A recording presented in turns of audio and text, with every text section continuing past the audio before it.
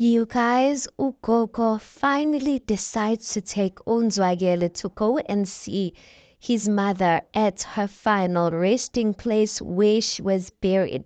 But still, even when she's taking him there, she basically says that she is not happy because there are stuff that she was supposed to perform. Um, I guess ancestral stuff. She's referring to ancestral stuff. And she says that there's things that she needs to take with her, there's things that she needs to leave behind at home.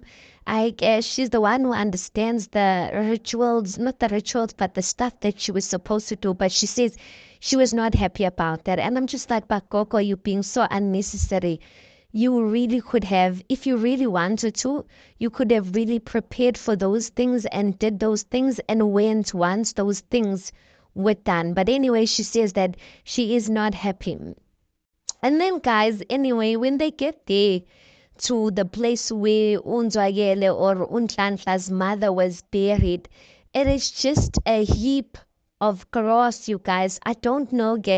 I guess the people who, when they bury their loved ones, they normally know because there's like normally like a number, like a smolanyana, like stand number stick, don't.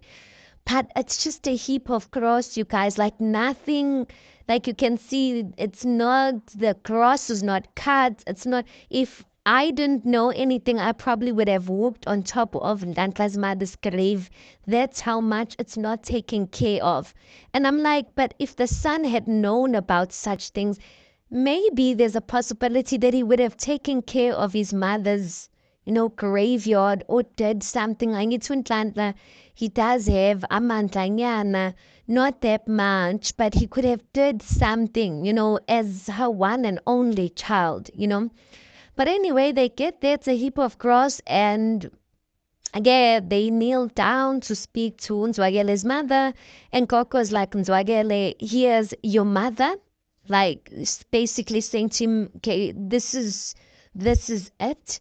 And basically then says Zandile, I didn't come here ngugugi. So Zandile is Nhlanhla's mother. So she addresses Nhlanhla's mother and she's like, Zandile, I didn't come here ngugubi.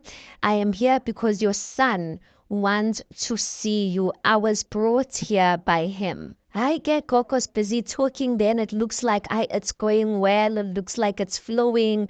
But one thing about Coco, she will never cease to surprise you. Ow, Chigi Chigi. Then Coco says that I was brought here by your son, whom I wish one day, whom I wish one day you give wisdom. Batung. Hey, the thing about Coco, like the way she speaks in such a sarcastic way. You can tell when she's meaning, when she really means good and when she's not. And there she was just throwing jabs at Umzwagela to say that, like, you really need wisdom. You really need wisdom. And Zandile, as the mother, I really need you to give this boy wisdom.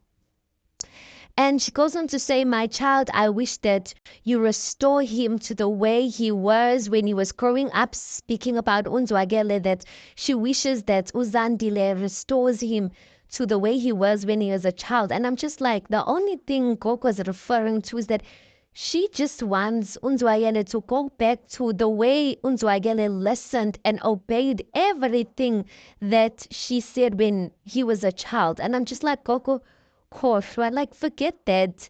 Like Unzagele is a grown man now. Is he not allowed to disagree with you?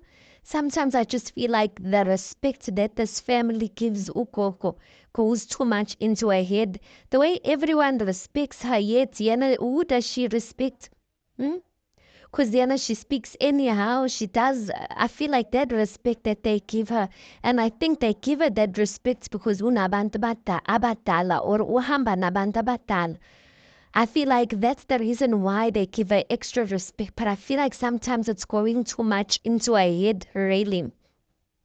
Then anyway, Coco goes on to address the Tembus. I think the Tembus is their clan name. She goes on to address Abatembu, saying that she means no disrespect by coming here.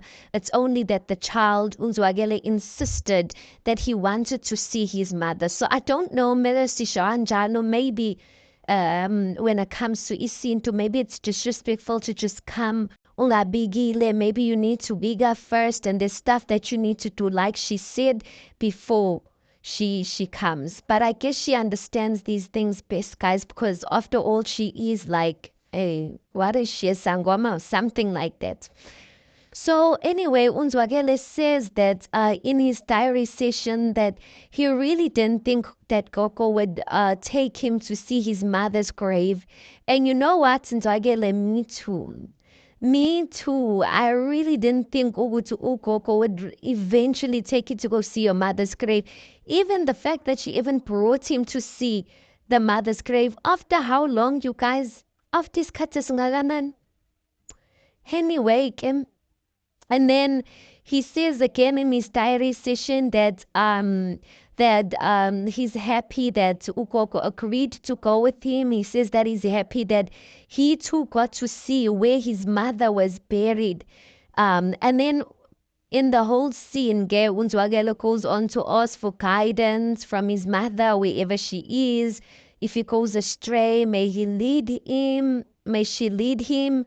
And then he thanks Ukoko for bringing him there and thanks Umalume for bringing him there. And then in his diary session again, guys, he says that he feels like, or he felt like crying at that time.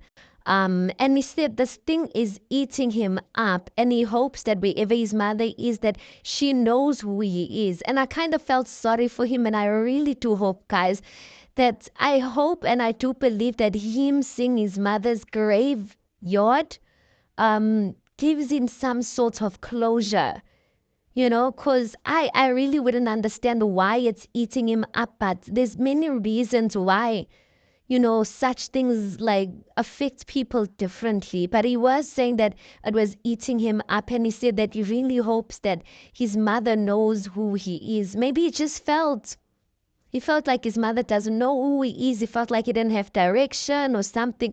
Anglazi, you guys. And then also Umalume, guys, you know what? When I saw the scene, I was so happy that Umalume eventually got to do this before he passed away. I just feel like Umalume did kind of like play his role before he left, and you know what? He couldn't be more proud of himself, honestly, because I feel like if it was not for Umalume that even spoke to, kept on begging Ugogo, this whole thing would have never happened, in all honesty. But Umalume in his diary session says that he feels like a burden is taken off from his shoulders. And he says this whole thing of going to the graveyard that Umzwakele eventually got to see his mother relieves him. And I was just like, yo, that just, it's kind of scary, because it's like when a person speaks like that and you know that they passed away not so long from them saying those words, like it just makes you think that each and every one of us, you guys, has a part to play in people's lives. And for as long as we don't play that part in people's lives, we will still feel a burden on our shoulder. And that burden is only taken off of our shoulders when we do right by people, guys, when we do what we need to do. But anyway, RIP, continue to rest in peace, Malume. Guys, tell me, what did you think of this episode? I really found it quite heartwarming.